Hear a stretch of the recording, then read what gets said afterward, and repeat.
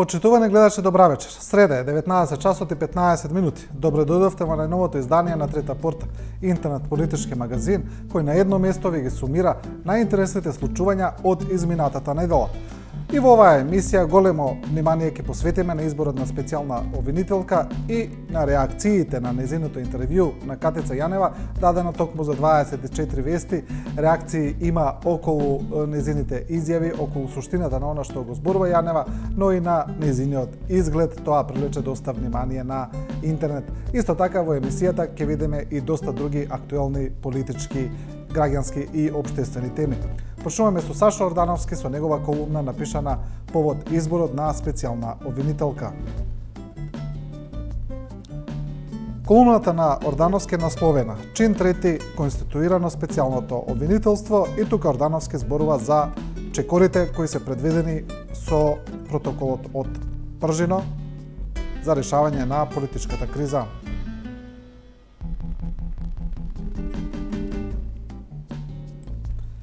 Катица е Пуаро, а странците Агата Кристи.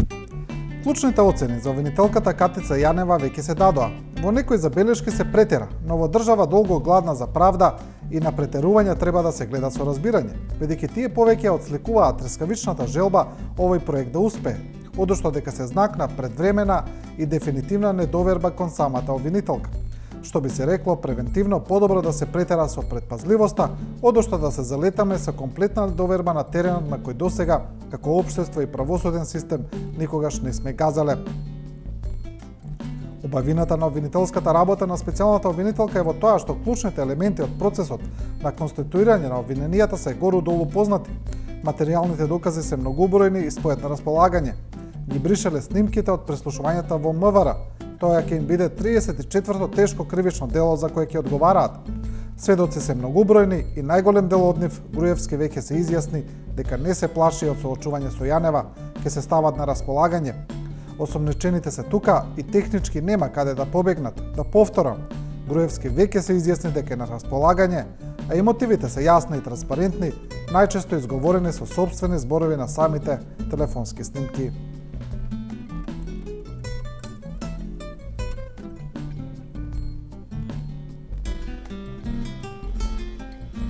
Тоа го пишува Сашо Ордановски, а професорката Мирјана Најчевска исто така пишува за изборот на обвинителката, но Најчевска вели дека е сомничава во однос на тоа што ќе го работи Катица Јанева и тоа цело време од самиот почеток го искажува. Повторно професорката пишува во таа насока. Ние можеме да ги дадеме сите возможни шанси на специјалната обвинителка. Меѓутоа, врз основа на моето долгогодишно искуство и врз основа на моето знаење, јас мислам дека граѓаните на Македонија немаат шанса со неа, ни минимална. И еве еден коментар. Немојте така, професорки, ја демотивираме од старт специјалната обвинителка. Наместо со криминалци, да се расправа со нас, треба да не тумачи, да почекаме малце, има време за предвидувања. И одговара Најчевска: кога некој мене ме критикува, тоа само ме мотивира, а јас немам намера ни самата себе, ниту пак другите да ги улулкувам во празни надежи. Немаме време за губење, а оваа е ставена само за тоа. Ете, тоа е ставот на професорката Најчевска.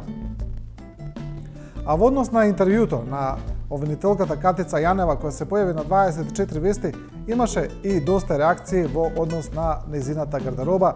Некои од коментарите се во таа насока дека таа гардероба не е соодветна за функцијата на обвинителката. Ќе видиме еден таков коментар, овој пат на Facebook на Мирјана Григорова, која вели: облеката како одвлекувач на внимание, облека како коска околу која ќе се глодаат кучињата, облека како зацкривач на трагите, а ние косомови ја голтаме јадницата што ќе не ја фрлат. Ете до толку сме наивни и предвидливи. Впрочем, јас госпоѓата специјална обвинителка не можев да ја замислам во поинаков аутфит после се што видов и прочитав кај неа. Тоа го пишува Мирјана Григорова, зборува и за Фейсбукот на обвинителката, а поранешната уредничка на телевизијата Телма исто така пишува на Фейсбук за обликувањето на Јанева, но и за тоа што таа го зборува. Емилија Лазаревска вели: туку што го изгледав интервјуто со специјалната обвинителка Јанева и пријатно се изненадив од тоа што го кажува за тимот, роковите, предметите, начинот на постапување. И јас ја сметам за обичен и нормален семеен човек. И да, може не знае да се облече и безпрекорно да се изрази, но јас имам предвид дека интервјуто е монтирано. Не знам како звучи целото и дека ова е прво појавување во јавност. Она што ме интересира е како ќе се справи со огромната одговорност што има на плеки. Другото е забава за народ. Тоа го пишува Емилија Лазаревска, а Стефан Влахов Мицов, аналитичар, колумнист, публицист, сега пишува дека и самиот избор на специјална обвинителка е продолжение на договорот од Пржино, кој Стефан Влахов Мицов го споредува со рамковниот договор и вели дека и договорот од Пржино е штетен за Македонија. Колумната е објавена на порталот Нетпрес и Стефан Влахов Мицов вели дека специјалната обвинителка треба да ги испита амбасадорите на Соединените Американски држави и на Велика Британија.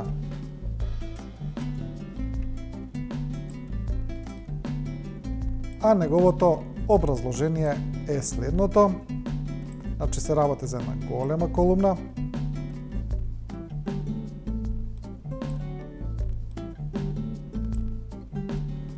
Затоа што Основниот суд Скопје 1 веќе ги отфрли доказите од прислушуваните материјали како неосновани и незаконски, мора да се оди уште подалеку и официјално да се разоткријат вистинските организатори на прислушувањето. Веќе и малите деца во Македонија знаат дека тие организатори се амбасадите на Соединените Американски држави и Велика Британија. Истите тие кои беа вмешани во терористичкиот напад во Куманово, каде беа убиени американци и англичани од базата Бонстел во Косово. Но тоа е вистината која македонските политичари, обвинители и новинари со мали исклучоци не смеа да ја кажат. Затоа го прифатија ненормалниот извештај на Прибе и глупостите на Худ. Затоа странците не туркаат кон катастрофа. Тоа го пишува Стефан Влахов Мицов и порачува дека обвинителката треба да ги испита страните амбасади кои според него го организирале прислушувањето. А секогаш интересниот Бранко Тричковски сега пишува исто така за специјалната обвинителка, тој неколку пати пишува на таа тема и овој пат остар, сатиричен и за некој навредлив, овој пат не е, но во негов препознатлив стил. Бранко Тричковски вели: заедничка обвинителка, заеднички затвореници.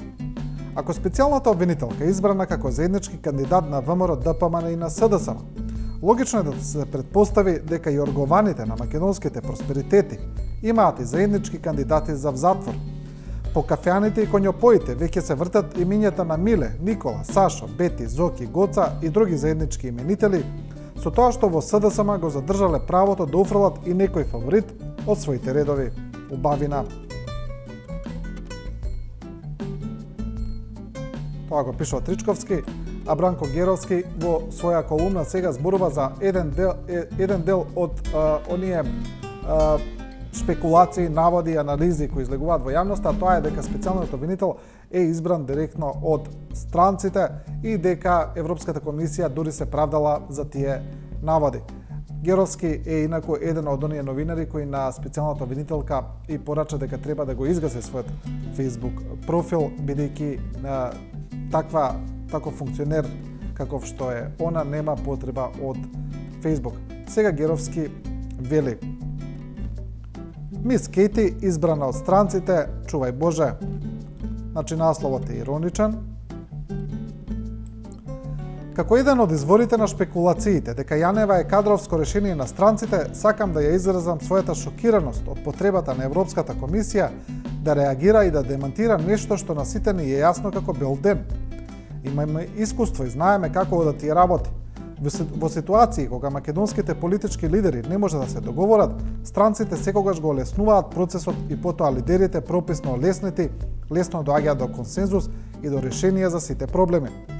Дополнително сум збунет од фактот што овие реакции доаѓаат по второто појавување на мис Кейти во јавност во интервју за 24 вести, во која облечена како сваќана свадба во некој од кафеаните на Карчанички пат, ни објасни дека добила свој возач, дека самата ќе ги избере просториите каде што ќе работи и некои слични, многу важни работи кои се однесуваат на незината функција. Тоа го пишува Геровски. А Драган Павловик Латас во својата редовна колумна понеделнички пишува меѓу другото и за специјалниот обвинител и самата колумна е насловена Специјален. Значи колумните на Драган Павловик како и секогаш со еден збор.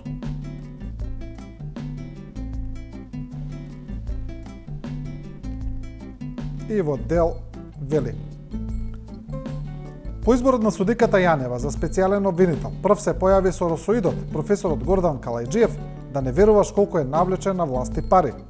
Тоа е бомба. Калајџиев во ТВ интервју тврди дека Заев му ветил место јавен обвинител на него, иако е тоа место е предмет на договарање со ВМРО ДПМН и дипломатите. Заев ладно му го ветил на Калајџиев, пошто тука не можам да прочитам малце вулгарно, бидејќи нели Заев е човек од збор. Калајџиев му верувал, според негово лично кажување купил паро дела да го личи на новата функција и водил разговори со дури 70 луѓе за да избере заменици или поможници меѓу нив. Блам. Согласно командната функција на соросоидите врз СДСМ, Калајџиев во тоа интервју тврди дека Заев морал да му го каже списокот на предлози за специјален обвинител пред да оди на договарање и во списокот ја немало судиката Јанева која е избрана. Со други зборови, Заев се дозволил нешто да направи сам без соросоидите. Тоа го пишува Драган Павловик Латас во колумната Специјален. И тука некаде ќе го завршиме делот за специјалната обвинителка, за реакциите околу неа. Јас верувам дека во јавноста тие реакции ќе продолжат. Специјалната обвинителка сега треба да почне со работа, треба да ги процесуира првите предмети. Тоа ќе биде од големо интересирање за јавноста, но и пред тоа сите незини чекори, јас верувам дека ќе се следат будно и за тоа ќе имаме доста реакции кои ќе ги гледаме меѓу другото и во Трета порта. Сега продолжуваме со дел од другите теми. Одиме првим со аферата Маѓар Телеком, со митото кое е земено при купувањето на македонскиот Телеком и со сведокот Слободан Богоевски.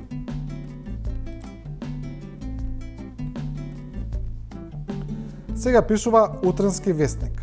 Еден интересен детаљ, дека случајот во Македонија сега го води истиот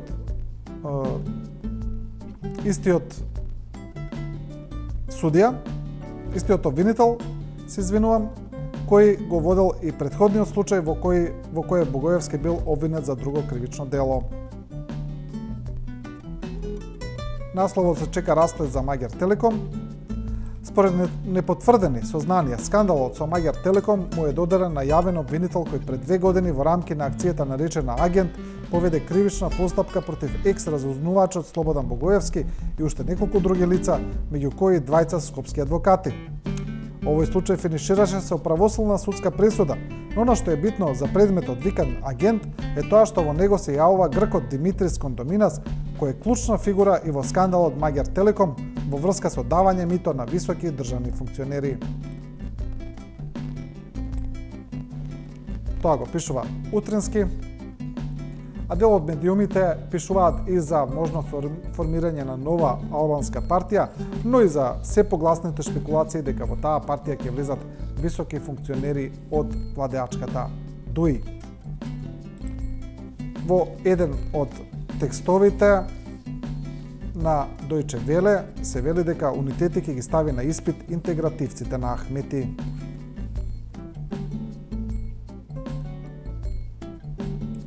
Се раздвижува македонската плуралистичка сцена. Унитети, единство е името на новата партија за чија регистрација интензивно се собираат потписи на теренот, а незини иницијатори се лица од Демократската унија за интеграција.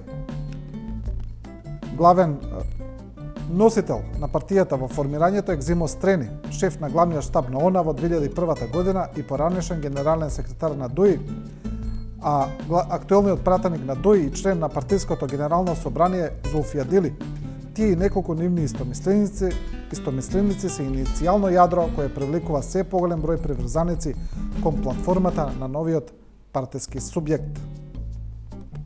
Тоа го пишува Дојче Веле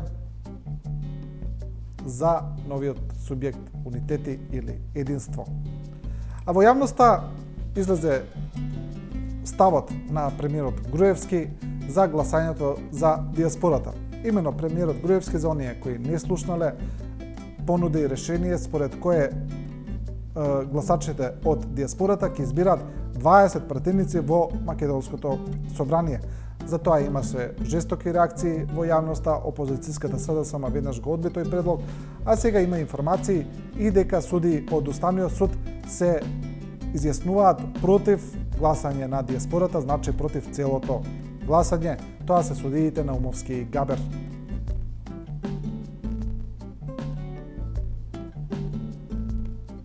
Во дел од нивното образложение се вели: ставот е дека гласачите на Република Македонија на привремена работа или престој во странство се ставаат во привилегирана положба во однос на гласачите кои имаат постојано право на живење во државата.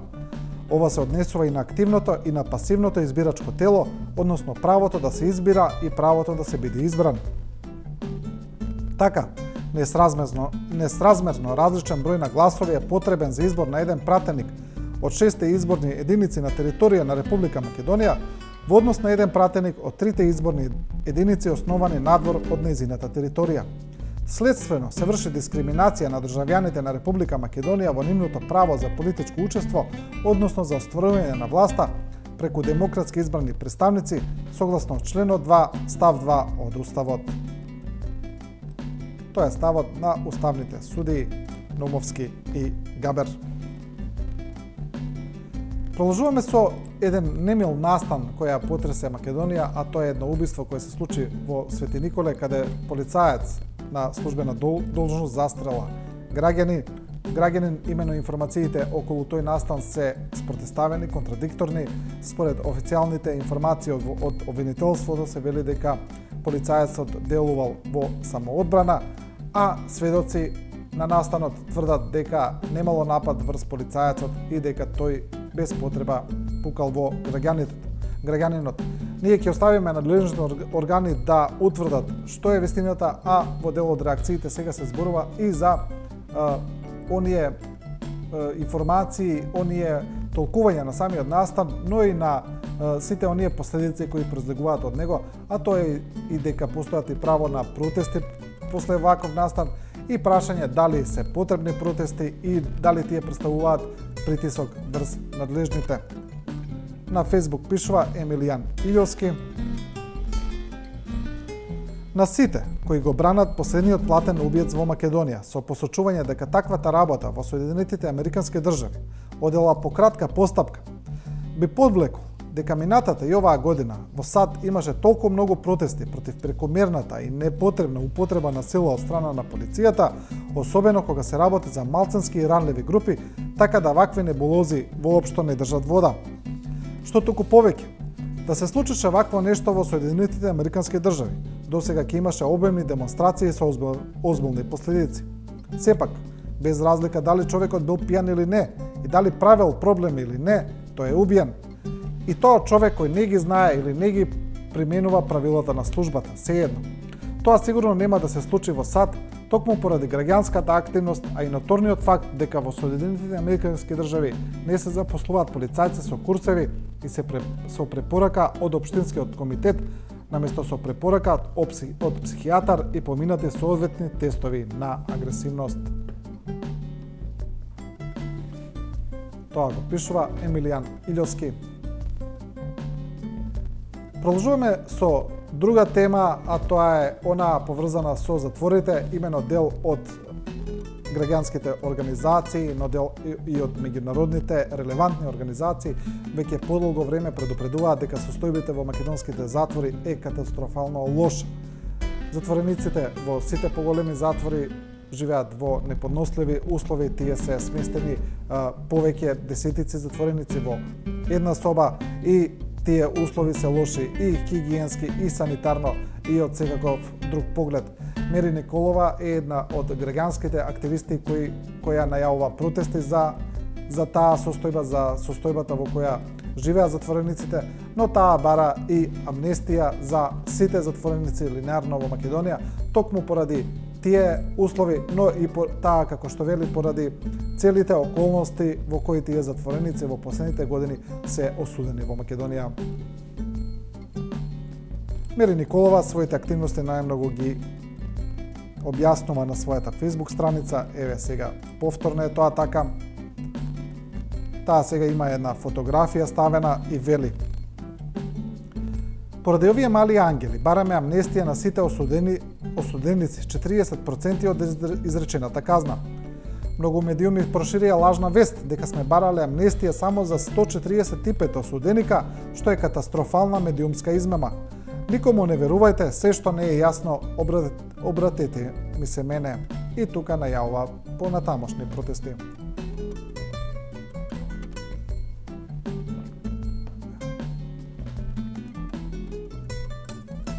Тоа е Мери Николова, а владата на Република Македонија најави кандидатура номинување на Срѓан Керим за председател на Генералното собрание на Обединетите нации. Овој факт е интересен за јавноста затоа што Срѓан Керим е една личност која има една контроверзна нишка во јавноста, а тоа е онаа афера со пренесувањето на пари во шише од страна на возачот на Срѓан Керим, афера која беше откриена од унгарската царинска служба, но во Македонија која остана нерасчистена и никогаш немаше епилог за тоа дали е точно, дали е или не од страна на надлежните органи. Се разбира дека Керим ги негира тие обвинувања, а сега Ѓорги Мисајловски, поранешен дипломат, пишува за именувањето номинувањето на Керим за генерален председател на Обединетите нации. Насловот е Бан Ки Керим.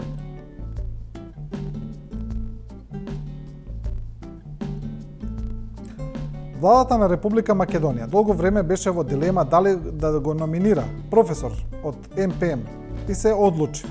Не сакаше да го чека последниот рок, а и нема многу време. Се одлучи во време на најниско можно ниво на меѓународниот рейтинг на Република Македонија. Во време кога меѓународните медијатори прават патерналистички напори политичката ситуација во Македонија да се нормализира. Во време кога ни е наметнат специјален јавен обвинител да ги истражува дејанијата наведени од извештајот на експертот Прибе. Во време кога владата треба да се сконцентрира на реализација на договорот од Пржино, во време на создавање на клима за организирање на нормални избори, во време на бегање на странскиот капитал, во време на масовно напуштање на младите мозоци, ние ќе се сконцентрираме на неправедната борба за место на генерален секретар на Обединетите нации.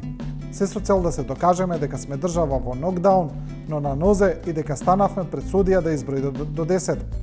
Со кандидатурата владата има намера медиумски да ги засени сите непријатни работи со кои ќе се судри во наредните месеци.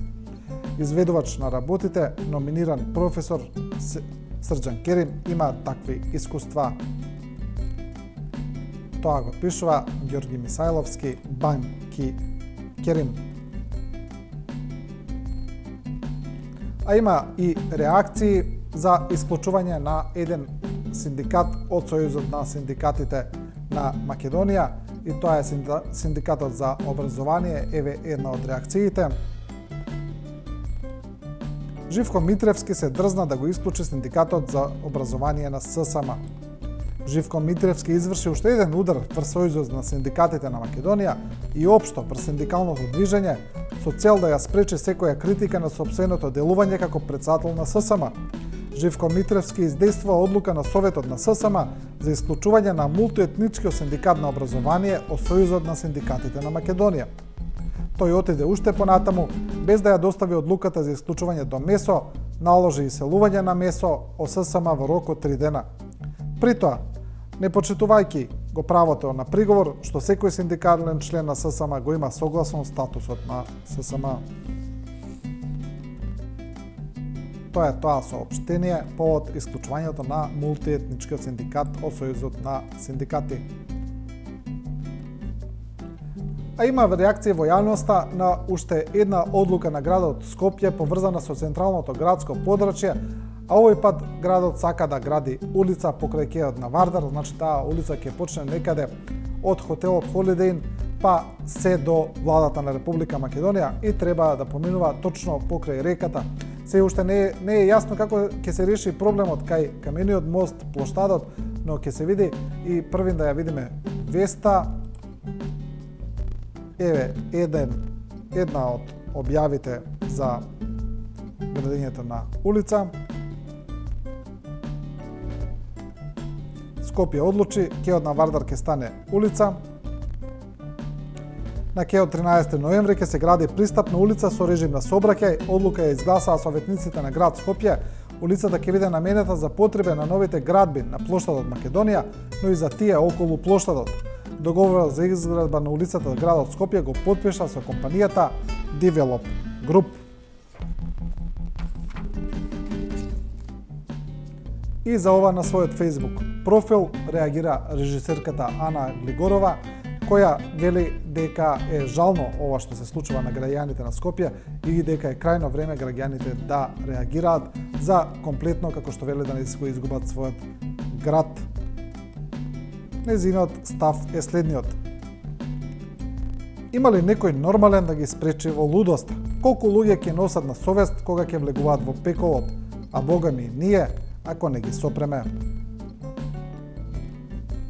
Продолжуваме со една општа колумна на Коста Стојменовски, објавена на порталот Plus Info, која се однесува генерално на состојбите во Македонија. Стојменовски вели: со парите на народот правете она што им треба на граѓаните, а не стопидарии. Хорор во болниците, хорор во студентските домови, хорор со сметот, хорор во затворите, кратери на патишта, поплави поради неичистени речни текови и канали, безмилосна сеча на шумите и девастација на зелените површини во урбаните средини. Многу населени места имаат сериозни проблеми околу снабдувањето со вода и слични животно важни потреби, а власта парите на сиромашните граѓани расипнички ги троши за разни стопидарии, споменици, галии, шмизли, плажи кои никој не ги користи, жални врби, стиропор фасади, музеи, можни скапи, украсни, непотребни мостови, триумфални порти, фонтани, палми, панорамски тркала, луксузни и екстрано скапи административни згради и така натаму. Тоа е Коста Стојмановски во својата редовна колумна, пак Илија Димовски од ВМРО ДПМН пишува дека Македонија цело време е во проблем поради блокадата на Грција, значи повторно се пишува за една од тие познати работи и за влезот во Европската Унија. Димовски вели: нашиот рекорд ќе се учи како парадокс. Постои парадокс кој нас ни е смешен, но во исто време и горчлив и солен, кој говори дека Република Македонија е најмногу препорачувана држава за членство во Европската Унија. Ние имаме добиене најмногу препораки за спремност, деценија ќе се стори како сме препорачана држава, но и деценија ќе се стори како таквата препорака не е прифатена од страна на Советот на Унијата. Овој рекорд на препораки еден ден по 50 години ќе се изучува како парадокс, но тоа нема ништо да им промени на денешните генерации македонци кои се чувствуваат како граѓани од вторет во идеалот наречен Европа. Значи, Димовски дел од проблемите со кои се соочува Република Македонија го бара во тоа, во блокадата на европскиот пат на Македонија. И емисијата ќе завршиме со една колумна која привлече доста внимание во јавноста, тоа е колумна на Наташа Петрова, објавена на порталот Ливада МК, а насловот е: внимание, може да ја вознемири македонската, читај патриотска публика.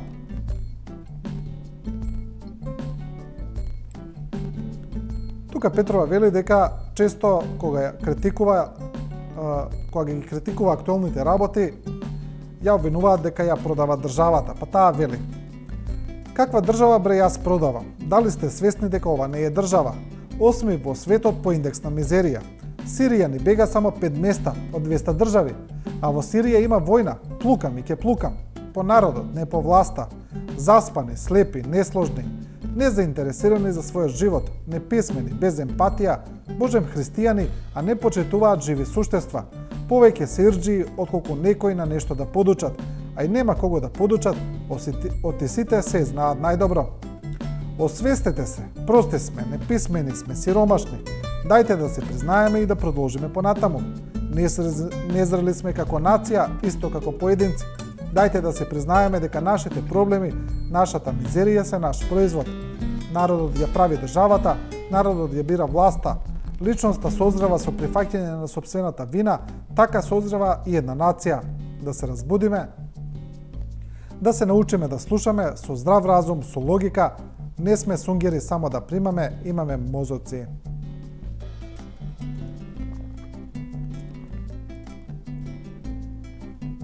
Значи, тоа е таа колумна.